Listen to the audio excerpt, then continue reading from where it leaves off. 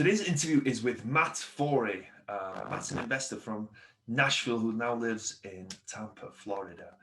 He talks about how he's built a portfolio of 10 single-family family homes and is now transitioning into multifamily. But more interesting, Matt has 4 principles to live by.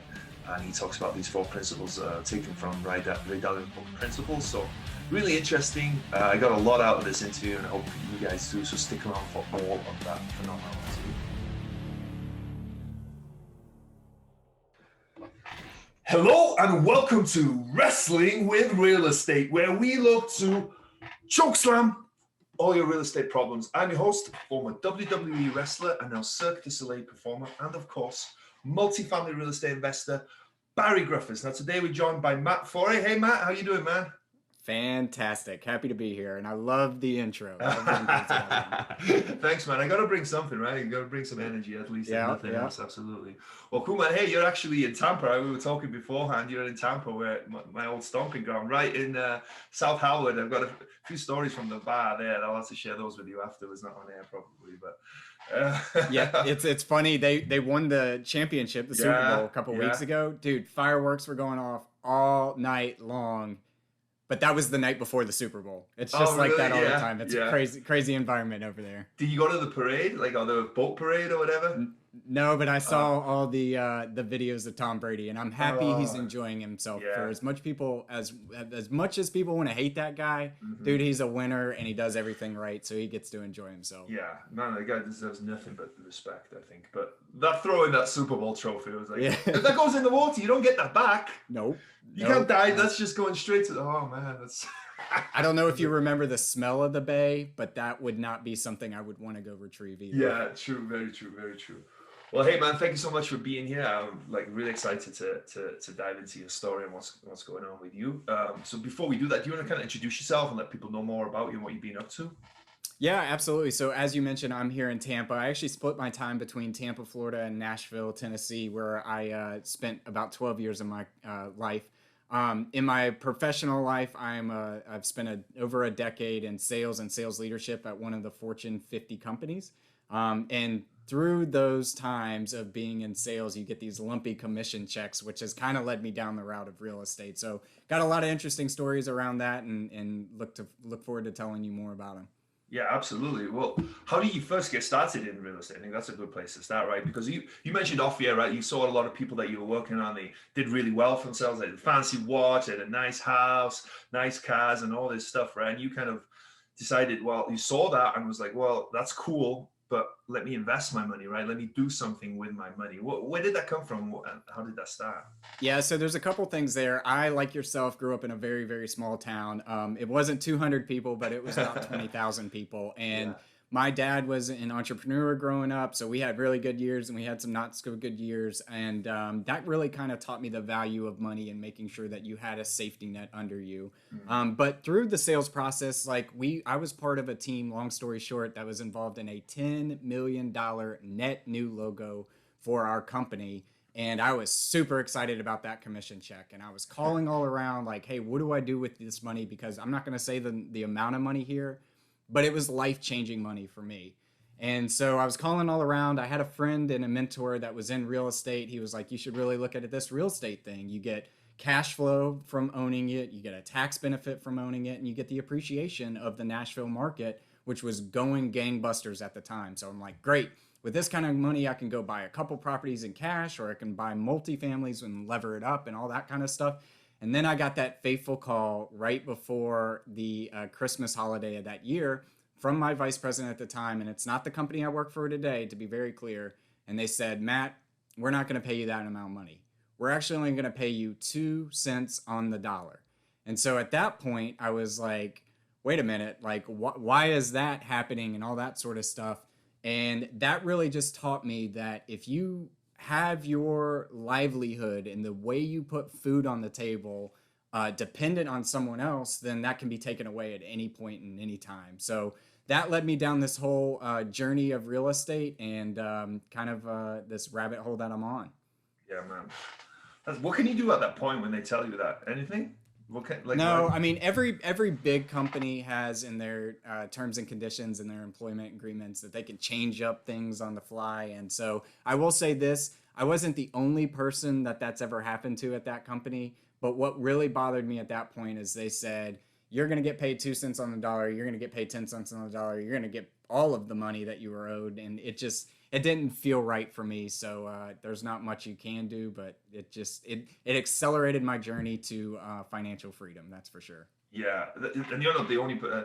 I think you're the second or third person I've heard a similar story like that. And like you said, that led them to be like, hey, I need to take control of my life here because I can't rely on these people to do what they say they're going to do and put my future and my family's future in their hands, right? And it's kind of a little bit of a aha moment for a few of them. Yeah, and I can say it through pain can be looked at as something as woe is me and this sucks and why has this happened to me, or it can kind of kick you in the butt and drive you into a different direction. And for me, it stunk at the time. It still hurts and it's still a little sore. But at the same time, man, when 2020 was happening in March and all that kind of stuff, I know we were chatting that, Circus Soleil is shut down and all that sort of stuff. I wouldn't say that I wasn't like freaking out just like everyone else, but at the same time, I was like, hey, at the end of the day, I still have money coming in from my rental portfolio, and that will put food on my table and that will put a roof over my head. And the stress that relieved from me is monumental. So for anybody out there today that's, on the fence of this real estate thing, do I want to set up myself in the future and things like that? I would just encourage everybody to take a look around and say, as long as you're working for someone else, they can come in the next day and kind of take it all from you. So it helped me at least. Yeah, people always ask me, is real estate risky, right? I'm like, yeah, it's risky. There's risk involved, right? But there's also risk involved in not investing in real estate. Like I mentioned, being depending on this company, right? And climbing the corporate ladder and, expecting that job to always be there, right? That's risky as well to me, right? So I think I would like to risk more on real estate and have that risk there. And, there's things you can do to mitigate that risk and control that risk to some extent. There's not a lot you can necessarily do on the other side of the W2 side. So I think that's a really interesting point. 100%. And I've enjoyed everybody I've ever worked for. I've enjoyed the companies I've worked for. I've enjoyed the training that I've gotten from those companies, whether they be leadership training or sales training or things like that. But at the end of the day, you're a number on a P&L, and if things aren't working well, you're an easy to replace. Yeah, for sure. What was your first investment? What did you buy? So that led me down this rabbit hole, and I called one of my realtor friends, and he obviously gave me the book Rich Dad Poor Dad, which led me to Bigger Pockets, which led me to 4-Hour Workweek, which led me to all these separate books that people have read. At that point, though, I had been pretty primed. Like I knew that I was going to get this money, and I knew that I wanted to invest in real estate. So my first real estate investment happened within months of that. I would say it was like May or June timeframe of that next year. So within 4 or 5 months. And it was just a townhome. And it was a townhome in my neighborhood that I lived in at the time. And my thought process was, this was 2015. It was like a 2014 build. It was brand new. It was eyes and ears on the property. It was, for me, it felt like a less risky investment because I knew being brand new and living in a townhome down the street from this place that the quality of the build was fine. And if I needed to, I could run over there and fix something. And I joke because if you ever see me swing a hammer, you'll never know if I'm right-handed or left-handed. It's not like I could fix anything anyways. But it just gave me that peace of mind. And I'm glad I did that. It's not my best cash flowing asset that I own. It's not the most appreciative asset that I've owned in terms of like real estate growth, but it got me started. And anybody out there today that's kind of thinking about how do I invest in real estate? What if I make a mistake and things like that? I preach to my friends, just don't lose money on your first investment. And it's a great investment because it teaches you confidence. It teaches you the skills. It teaches you the process to get going. So that was my first investment and I still own it to this day. That's really cool. Yeah, because it's so true, right? That first investment is scary for all of us, I think. There might be a few people out there who don't get scared by it, but I know I was, right? And it's not necessarily always the money that you make. If you make a ton of money, great, right? But it's that proof of concept, right? Hey, put renters in there, they pay me, I'm cash flow positive, I'm paying down my debt, and it's tax benefits, right? If it's appreciating a little bit at the same time, great, right? All those things. And also you're learning, right? And you're getting that, like I said, that proof of concept, like this works, this absolutely works, and I can do it. And that's, without that, if you fail on the first one, I'm sure, I don't know the statistic, but I'm sure the statistic of people that don't succeed on their first property and stop and never go on to do another one is pretty high, right? Because that first one can really stop you in your tracks. Yeah, I've heard this quote before that there's a lot of people out there that have done 0 deals. There are very few people that have ever just done 1 deal, because once you get a taste of that and you do have somebody paying down the debt, getting that tax benefit, seeing it appreciate, cash flow coming in each month, it becomes an addiction, man. It becomes an addiction. Yeah, I love it. So how do you scale? Actually, that first one, how did you buy that? Just traditional financing, 20% down, but yeah. Yeah, straight up conditional, 20% down. Went to a traditional bank, all that kind of stuff. That was before I ever knew that you could invest in other ways. Same here. Yeah, the exact same thing with me. So how do you scale from 1 to 10? Was it still the same way, buying them with 20% down off the MLS, or did you develop over that time to do some different strategies? Yeah, so I've developed into different strategies before. I say, like, making that first investment was a little nerve-wracking for me, and it was easy for me to get over because I kind of saw the path of, hey, this money could be taken anyways. I might as well put it into an asset.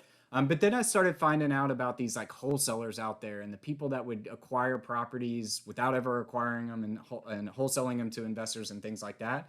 So what I did was I jumped into Bigger Pockets and put my name out there as somebody that buys real estate in Nashville. I joined every single Facebook group that I could ever find in Nashville or Tennessee or anywhere in the surrounding states that wholesaled property. I got on the list. I put my email address in all those comment sections, and then the deal flow just started happening. And so from there, it was really just a matter of running the numbers, figuring out if that was something that was going to be a heavy lift in rehab. So I've taken on properties where I've done heavy lifts, and I've taken on properties where I've done like very little rehab.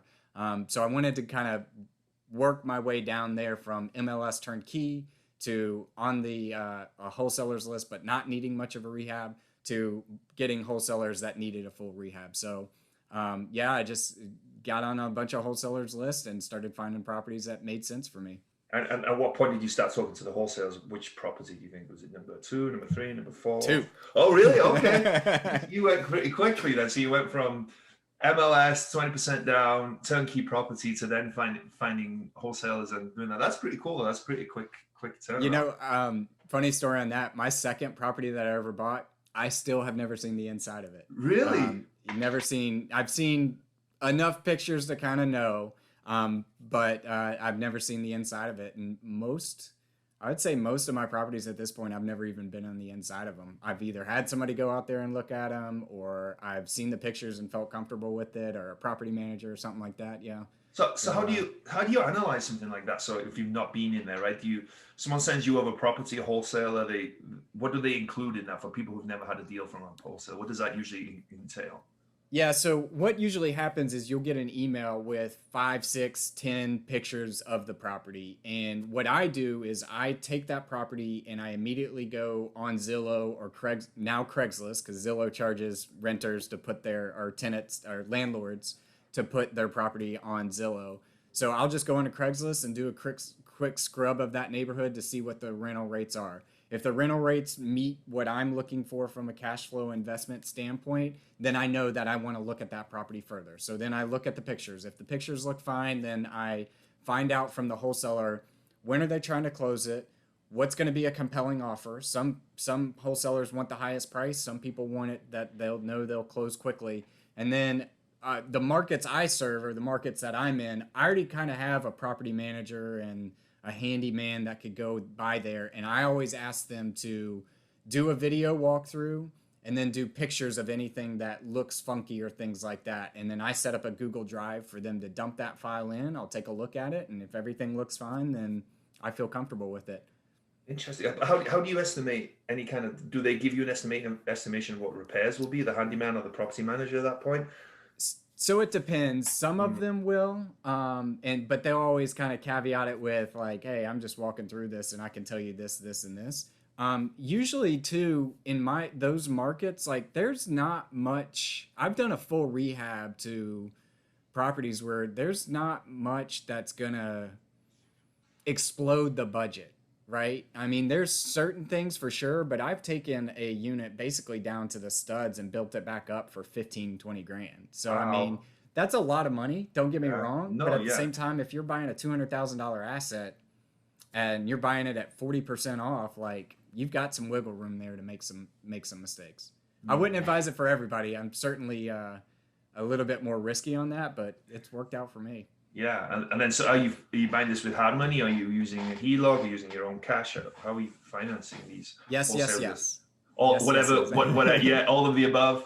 Yeah, so at first it started with traditional financing. So I found a wholesaler. I actually bought a triplex from a wholesaler with traditional financing Really? because he cared most about highest offer. And I felt like it would appraise for a certain amount. So I just had an appraiser go out there and he told me, he's like, hey, if this doesn't work out, traditional financing, you're still on the hook or your earnest money is done. And I knew at that point that I had a couple of different hard money lenders ready to go on it if so.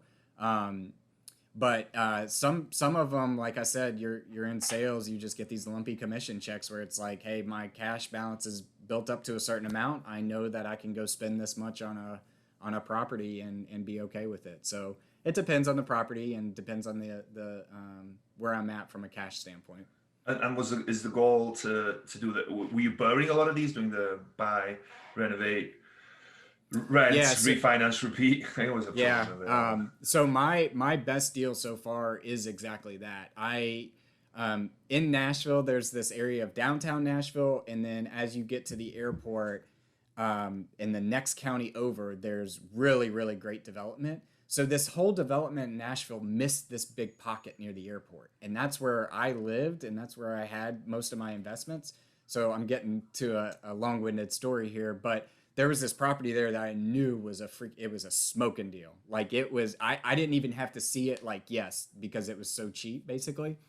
So I had a hard money lender lined up there and basically we bought it hard, 2 weeks. We had to evict the tenant, which was an interesting process for me to learn through because that was the first time I had ever had to do that. We put $20,000 into it. So we bought it for 80, we put 20 into it. It appraised for 150. We pulled 110 out of it, right? So I'm already getting back $10,000, and the thing cash flows $500. So Wow. that is a great strategy for those people that are getting into real estate in the single family specifically to buy, rehab, rent, and then refinance out your money. Yeah, that's cool. No, you're obviously in Tampa, and these are in Nashville. How much time are you? You obviously have a property manager.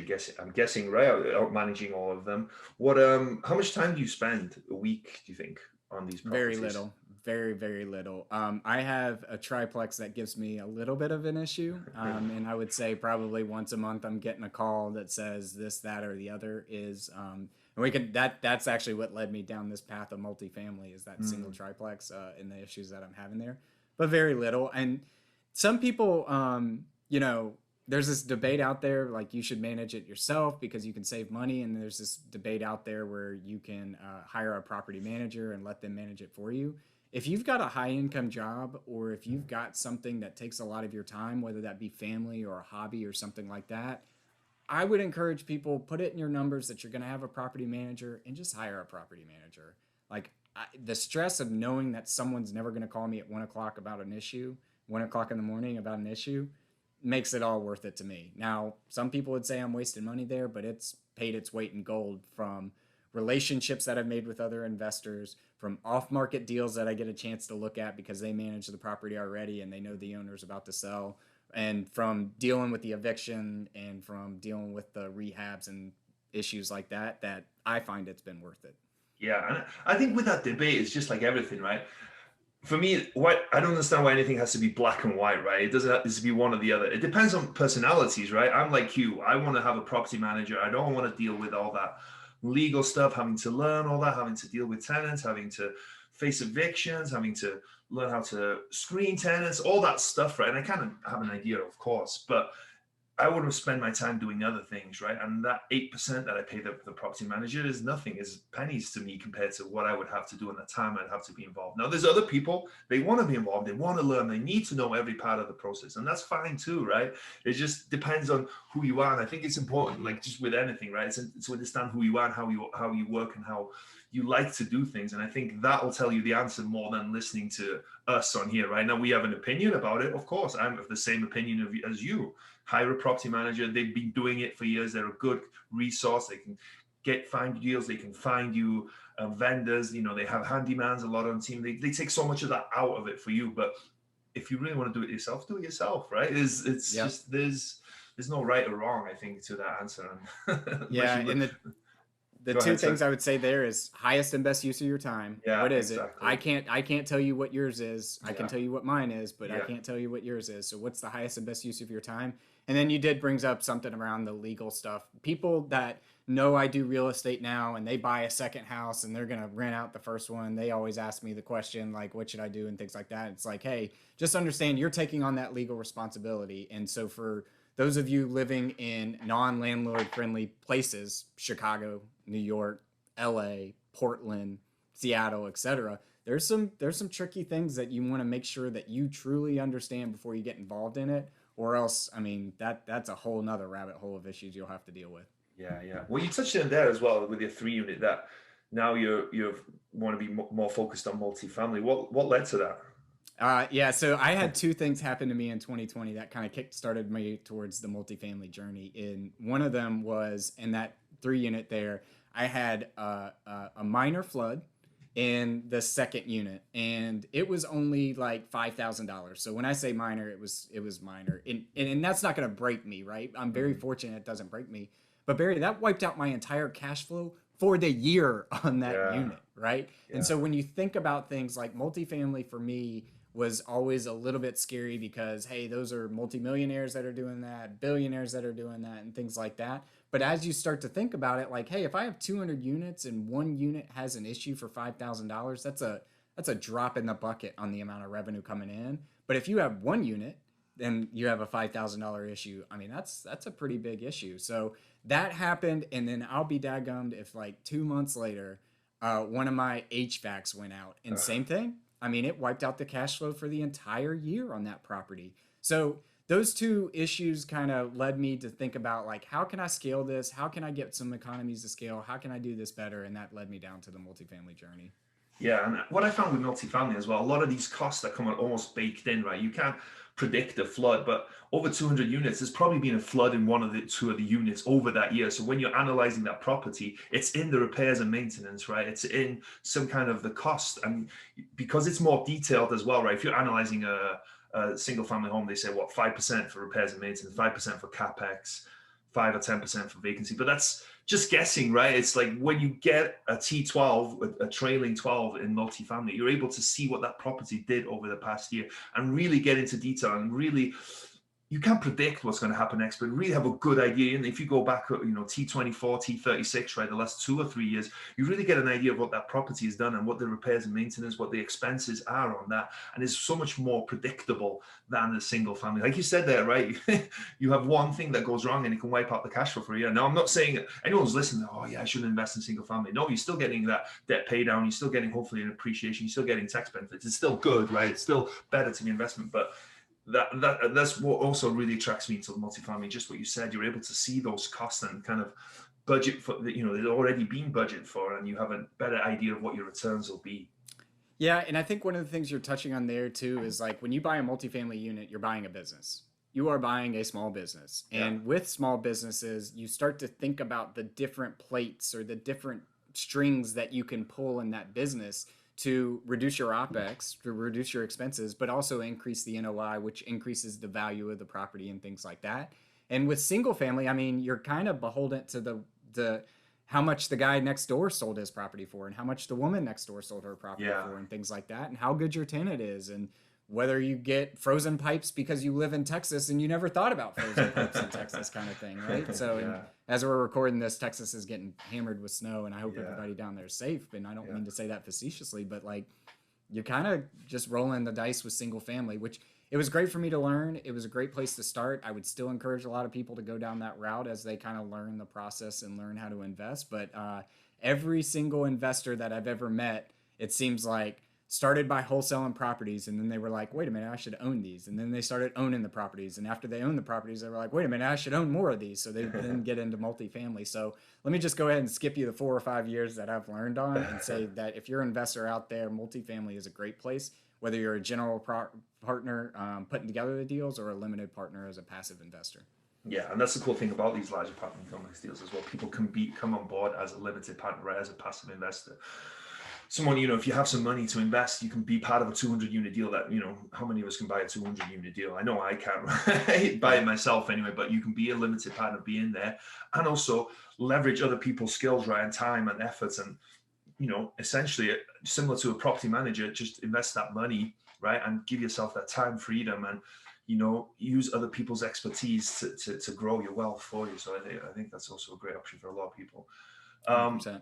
We talked beforehand a little bit off there, and you were saying that you have 4 principles, right, that you like to share with people as kind of a little bit of a framework for people to live a successful life, kind of, right? It's kind of your idea of that. You want to share that with us? I'm really interested absolutely. in that. I appreciate the opportunity to share this. And first, I want to kind of give a broad statement around why principles are important. And there's a book out there by Ray Dalio called Principles. And if anybody's a reader out there, I would highly encourage you to get this book.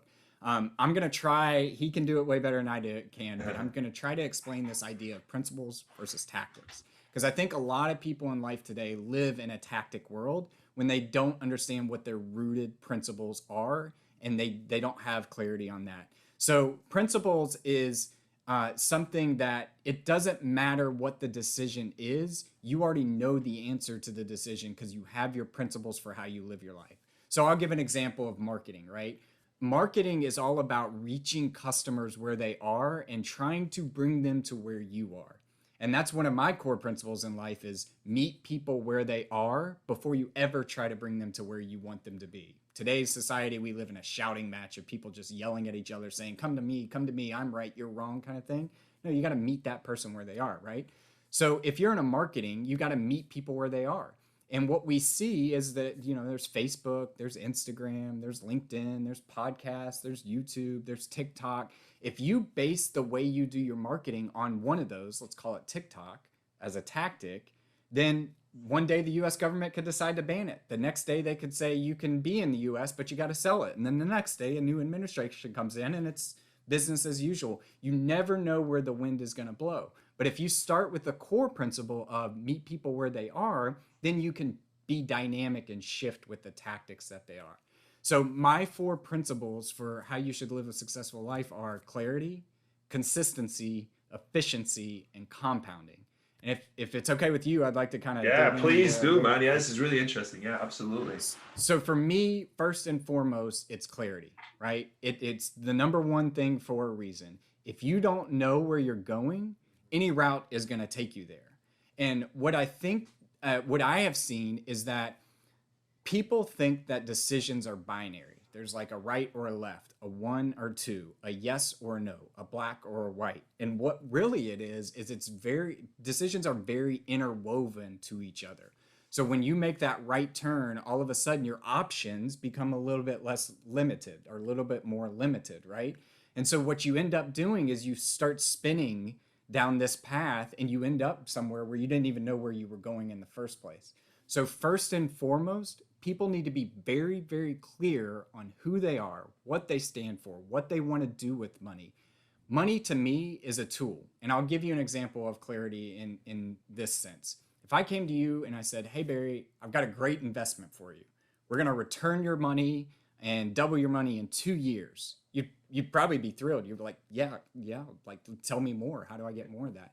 But then if I told you that you were going to have to work an additional 50 hours a week, that you were going to have to give up spending time with your young son, and oh, by the way, it's super risky, so you might lose it all in a month. Sounds pretty terrible, right? Yeah. But if you only start with, oh, double your money in 2 years, yeah, that sounds great. Let me go down this rabbit hole. Then all of a sudden you end up in a place where you didn't want to be. So some questions that I like to ask people when we're getting clear on things is, what do you value? How would you make an impact if money wasn't an option? What would you do if $10 million showed up in your bank account tomorrow? And chances are, if they're consuming this type of content, they would not go to Vegas and put it all on red. And I know you're in Vegas. I use that as an example, but it's kind of funny because you are in Vegas. But chances are they probably wouldn't go to Vegas and just put it all on red or sip Mai Tais. They would be more intentional with the way they view their life. So clarity is kind of that first principle there. Yeah, man, clarity is so important. So I'm lucky that I have a friend called Mandy McAllister who we've been doing a mindset series on, and we talk about all stuff. And clarity was one thing that we talked about, because like you said, without clarity, right, you don't know where you're going, right? We have GPS these days, which is great. But before that, right, if you didn't have a map showing you how to get, if I want to get from Vegas to New York and I don't have a map and I don't have GPS, how do I know where I'm going, right? You just aimlessly driving or flying or walking or whatever it is in the wrong direction probably a lot of times, and you end up in Canada, right? That's not where you want to go. But it also, the more clarification that you can get as well, it just makes everything simpler, right? You just understand everything. It either fits what you're trying to do and what you're trying to achieve and who you are as a person, right? It doesn't need to be monetarily, right? It might be clarity in terms of morals. It might be clarity in terms of who you are as a person, right? Those things, they just really help define everything and make everything decisions easier, right? It's just 100%. Yeah, man, it's so important. And I think I like the questions that you said that you like to ask people there. And I think a good question that someone asked me, and I was like, whoa, it got me this, like, in 10 years time, what does your life look like, right? If you close your eyes now and you imagine your life in 10 years time, right? What does that look like, right? The dream life. What does it look like in 20 years, right? And if you haven't able to have that clarity, because a lot of us don't, right? We have a financial goal, right? So when someone asked me, my financial goal was, all right, I want to make 100,000 a year in income from real estate, right? Which is a fair enough goal, right? I thought, oh, I know where I'm going. I know what I'm doing. And then they asked me that question. I was like, oh, wait a minute. I don't know. Do I live in Vegas? Do I live in Florida? Do I live in the UK? Like, these things matter, right? They matter in your decisions, right? You know, and it all adds to that clarity. So I love that, man. That's so important, I think. Yeah, and one of the things Tim Ferriss, he used to talk about way back in his podcast. I don't know if he still does as much, but he used to talk about it's not a matter of what you decide to do. Clarity helps you decide what you're not going to do. Yes. And so what I like to tell people as they're going through this is put yes, maybe, hell no up on the board and write the traits and write the qualities of the job you want. Write the traits of the financial asset that you're looking to invest in and things like that. And the older I get, the more I realize saying no to the wrong things is just as important as saying yes to the right things. Yeah, man, I love that. I love that. And also what it is as well is once you have that clarity as well, right? The amazing thing is that we have control of our own lives, right? We can do whatever we want with our lives, essentially, right? I know some people have tough circumstances, but you know, there's plenty of people that have been in horrible circumstances and they're able to take control of their life and change it into what they want to be, right? You have a job that you hate. Believe it or not, it might not happen overnight, but you can change that situation, right? You can invest in real estate, you can invest in stocks, you can start your own business, you can find a job that you're passionate about, right? You have that control, but it all starts, like you said, with that clarity. I love that, man. That's really cool. I'm talking to a guy that was a former Undertaker and he was wrestling in front of the biggest arenas of all time. You've really done your homework, man. I love this. You've really done your homework. This is cool. What's the second? That brings us to the second principle, right? What is the second principle? So the second principle, once you have clarity on where you want to go, it's all about consistency. And over the long term, consistency will always beat talent. Yeah. And I say that, but I want to give everybody a little bit of grace here. Consistency is about doing something every day that's working towards your goals. It doesn't have to be the right thing. Just do something every day, whether it's a 5-minute task, a 10-minute task, whether it's journaling, tying your shoes, making your bed, doing something consistently every day towards your goal. And I'm going to use an analogy here to drive this point home. I'm not a huge basketball fan, but I think we can all agree that Kobe Bryant was one of the greatest basketball players of all time, right? 5 NBA championships, 15-time All-Star, 30,000 points. I mean, the dude was and just a winner, right? He's a phenomenal resource, right? He was drafted straight out of high school at 15th in the 1996 draft, right? Do you know who's number 1 that year? Allen Iverson. Allen Iverson was given a NCAA scholarship to play football. He was an NCAA scholarship to play basketball. He played 7 or 8 seasons less than Kobe Bryant, but made 14 NBA All-Stars. He was a scoring champion. He was an MVP. He was all these things. But you know what? He had 0 NBA titles. And in fact, the reason we know Allen Iverson, when I say Allen Iverson, the first thing that comes to people's mind is practice. We're talking about practice. It's this whole tangent of a press conference where he was getting grilled on questions on why are you showing up late to practice? And he was basically saying that practice wasn't important. There's this phenomenal picture out there to contrast that with Kobe Bryant. There's this phenomenal picture out there where Kobe Bryant, who's right-handed, has a broken right hand and he's in the gym dribbling with his left hand. That dude said that I'm going to consistently get my reps in every single day, regardless of the circumstances. And consistency to me, when you do something consistently over time, it builds grit. It builds confidence. It builds discipline around that. So if you're out there today and you're thinking, okay, I want to go invest in real estate, then evaluate a real estate deal every single day. If you're saying, hey, I'm stuck in my financial position and I want to go and improve my financial position, move a single dollar from your checking account to your savings account.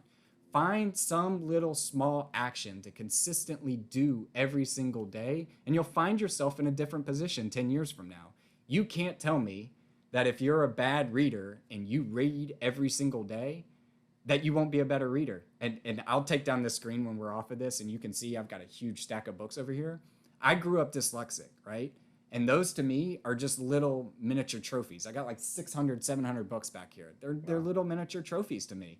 And so it's because I decided that consistency, I was going to read 5 pages a day until I could overcome and not let that hold me back. So once you're clear on where you want to go, I would encourage everybody to make a consistent action every day towards that goal. It doesn't have to be the right action. Just do something every single day towards that goal. Yeah, and the thing with that about taking that action as well is it just has to be something small, right? Listen to 10 minutes of a podcast every day, right? And then in a week, you've listened to a whole podcast, right? And you're like, okay, a whole podcast a week, that's not that long, but it's something.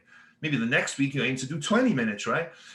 You don't get from nothing to a $20 million portfolio overnight, right? It's done by small bits, right? And like you said, it builds that momentum, right? And once you start doing a little bit here, a little bit there, you'll find yourself doing more because you feel good about yourself. You get confidence doing that. You enjoy it, right?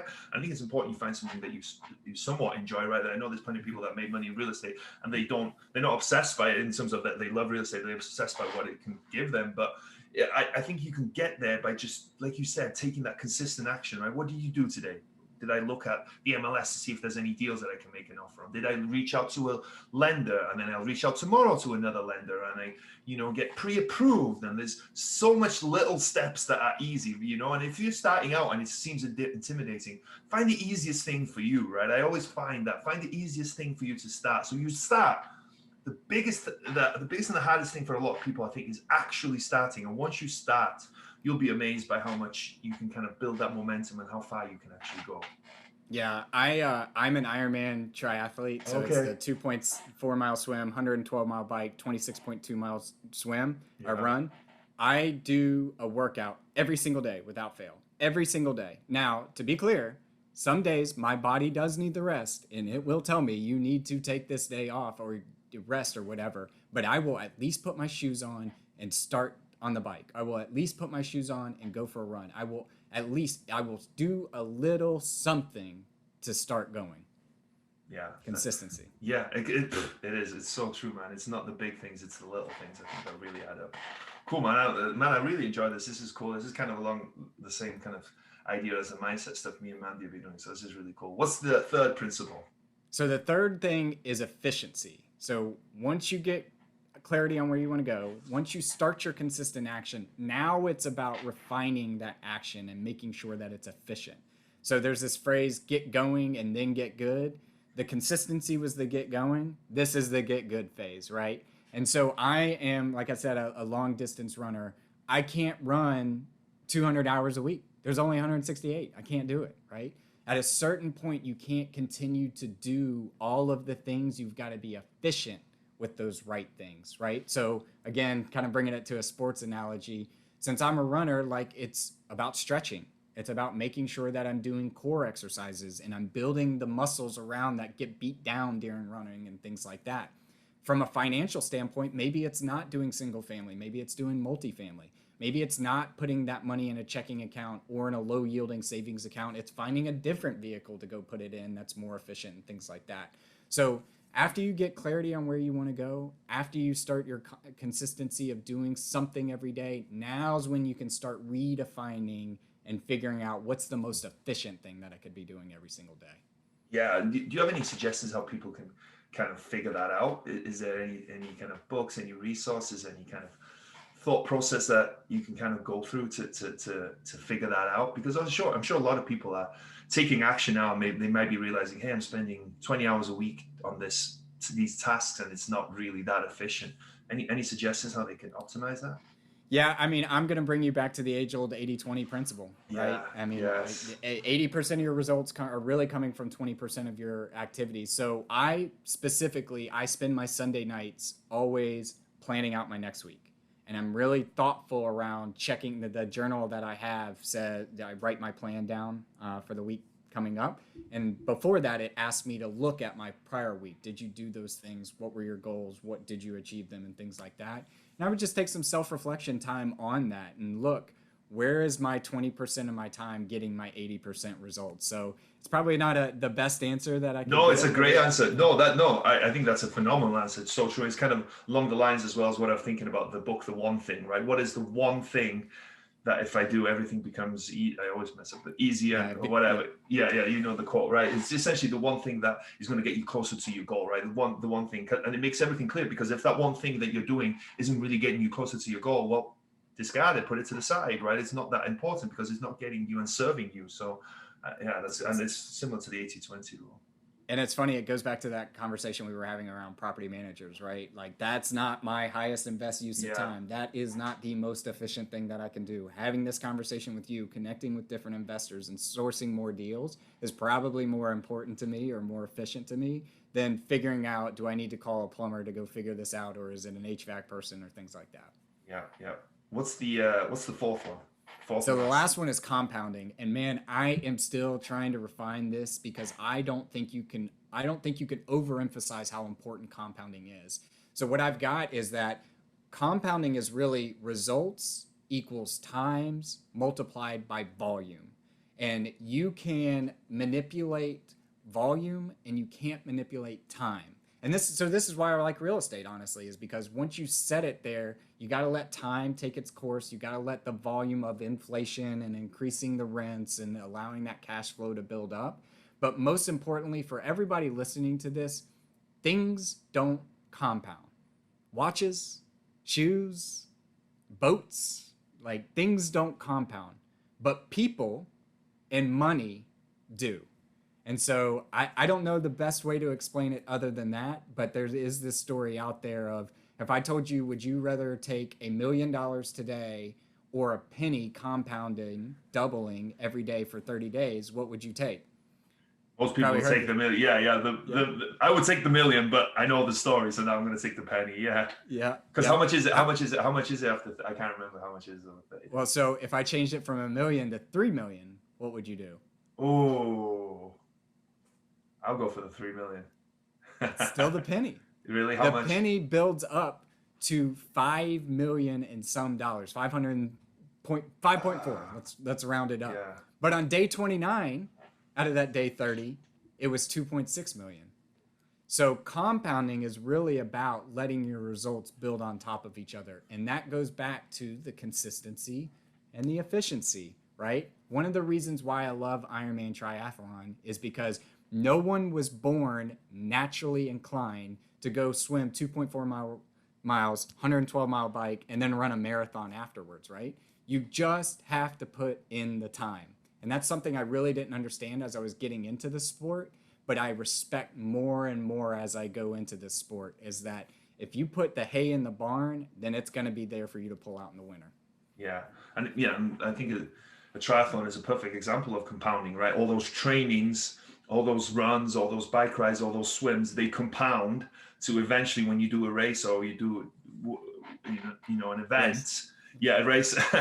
When you do a race, it compounds into your performance in that race, right? And if you haven't compounded it enough, you're not going to perform as well as you have, along with the diets, along with the rest, along with the preparation, right? That's all compounding to give you that performance on the day. And if you translate to real estate, right, it's all the education that you do, all the time that you do, it's all the networking that you do, right? It's all the properties that you can try and buy, it's all the lenders that you speak to, it's all the construction guys you speak to, all that compounds, right, into the properties that you buy. And those properties over time as well, like you said, they can compound into something really amazing, right? And it's sometimes shorter, sometimes longer, but eventually you'll compound to somewhere where you're surprised that you are, I think. Absolutely. And compounding just works hand in hand with money, but it's just a general life principle as well. If you start doing the right things every single day for enough time, you will get phenomenal results. You just got to trust the process. Yeah, man.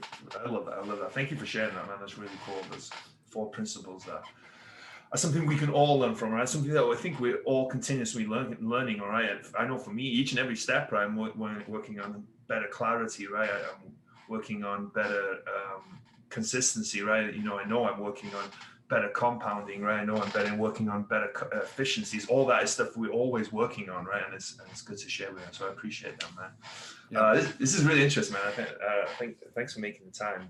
But this is, you said before, I don't think you said it on air, that you were a wrestling fan growing up. So this next part should be pretty easy for you. I'm always excited to have a wrestling fan on to do this segment. So this is where I ask wrestling related real estate questions. And the first question is, what would your wrestling name be? All right. So I thought about this. I want to give a shout out for my favorite wrestler growing up, which is the Heartbreak Kid, Shawn Michaels. Yeah.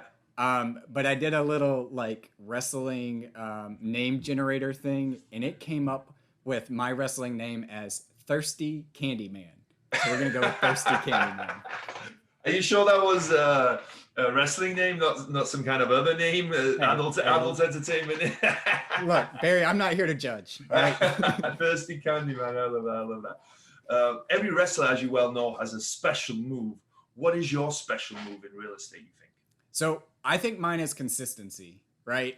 One of the things that I am most proud of in myself in life is that I think I have the ability to outlast anyone over a long enough time period. I'm not more talented than anybody.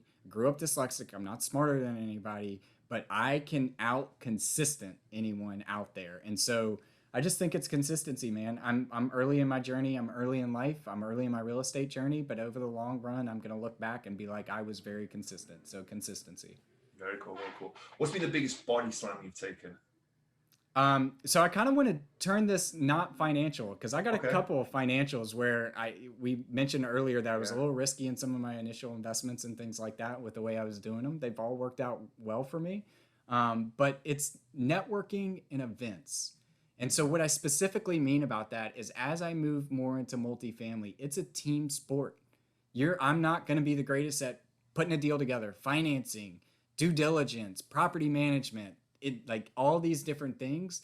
And man, the biggest body slam I have looking back on the past 5 years in real estate is not networking and going to events soon enough. So if you're out there listening to this, reach out to myself, reach out to Barry, reach out to any one of his guests and start that process today, because you will wake up and be body slammed from the fact that you didn't start it today when you try to scale this thing. Yeah, and you'll be surprised how much further you go as well, like from just networking, meeting people, and just being surrounded by the right people. It's just, and with Zoom and everything these days, right, there's no excuse not to, right? And virtually I think pretty much every night of the week, there's a virtual meetup somewhere, right, that you can attend, which is really cool. So yeah, absolutely. Yeah. So was there a moment that you were standing on the top rope getting ready to jump, but you were too scared? What was it, and how did you overcome it? So again, there's many different ways I could take this, but I'm going to take this to it's getting out there on podcasts, putting myself out there. I don't think I'm the most articulate or smartest or anything like that I might say the wrong thing, I might do the wrong thing and all that kind of stuff. For your listeners out there, I'm actually starting a show March 1st called Ice Cream with Investors. And man, that starts March 1st. So we're 11 days away from that. And I'm standing on the top rope right now about to jump. So how did I overcome it?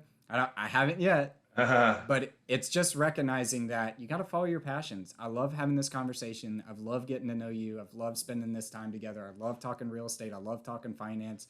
And I get most energized when people reach out to me and ask me those kind of questions. And if I can add value to them, like adding value to them. It's really just putting myself out there and doing it that has been my biggest top rope experience. Yeah, doing it is one of the best cures for that, right? Just go out and do it. And okay, it's an easy thing to say, right? You're scared of something, go ahead and do it. Well, yeah, you know, people might be scared, but the sooner you can do something, the less fearful it gets, right? Because if you ever been standing on the top of a cliff and you're trying to jump into the water or whatever, right? The longer you stand there, the more likely you are you won't jump. If you just look down and jump, or don't even look down and jump, right? Yep.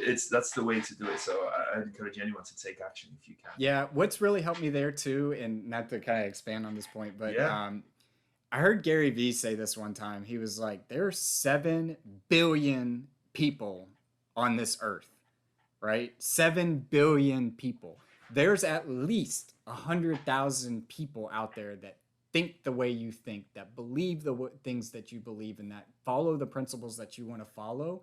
So, you know, just put yourself out there, and then naturally you'll go find those 100,000 people. And at the end of the day, probably those other 6 point whatever billion don't matter as much to your life and where you're trying to go anyway. So I don't know if that's the best way to summarize what he said, but it really helped me when I kind of put that in perspective, that if somebody listens to me and doesn't like my stuff, or they judge me or things like that, there's still 6 point how many ever billion people out there that have never heard of me and would probably align with some of the things that I do have to say.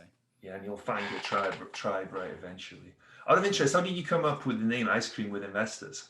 So I'm an internal fat kid and I love ice cream. But I think, look, my goal with the podcast is that I want to have interesting conversations with interesting people that hopefully add value to other people. And when I'm on my bike, when I'm running, when I'm doing all these things, I've always had these guys in and I'm listening to people talk and things like that. So I think we live in this pessimistic world today. I think people are a little too pessimistic and they're not realizing the great, great achievements that we've achieved over the course of humanity and how we're just at the cusp of all the beautiful things that we can do. And so I feel like I want to be optimistic in people's ears. And who's not optimistic when you're talking about, thinking about, making analogies about ice cream? So we're just going to be Ice Cream with Investors. We're going to take a little lighthearted view on it, and hopefully it resonates with a bunch of people. My main goal, and I was laughing with a friend about this one time, is I would love to be at a conference 5 to 10 years from now and somebody be like, oh my gosh, you're Matt Fore from Ice Cream with Investors. Let me go buy you some ice cream. That'd be like the greatest moment of my life. Yeah, you play the long game to get the free ice cream. I love that. What is your favorite ice cream? So I go back and forth, but I'm going to give a shout out to my father, who told me when I was a kid that you should always get mint chocolate chip because no one likes mint chocolate chip and they'll never ask you for a taste of your ice cream. Brilliant. I love that. He was a man that loved his ice cream as well. Well, Matt, this has been fun, man. This has been awesome and very educational as well. It's been a really fun conversation, man. I really, really enjoyed it. So I appreciate you making the time. But before we go, do you want to tell people more where they can find out more about you, about your podcast, about everything you have going on right now? Yeah, sure. So I'm still building out the website and all that kind of stuff. Like, I'm not some tech wizard, and that's a little bit more heavy lift than I thought it was going to be. So if you want to find me, Matt Fore on LinkedIn is the best place to find me. You'll see the address there is Tampa, Florida, in case there's another Matt Fore out there. That's probably the best place to connect with me. And then again, we're launching the podcast on March 1st. It's probably going to be rough at first, but we'll figure it out. So if you want to go subscribe on any of the podcast apps out there, that'd be great. We'd appreciate it. Yeah. Well, good luck, man. I'm sure your podcast will be killer, man, for sure. Appreciate that.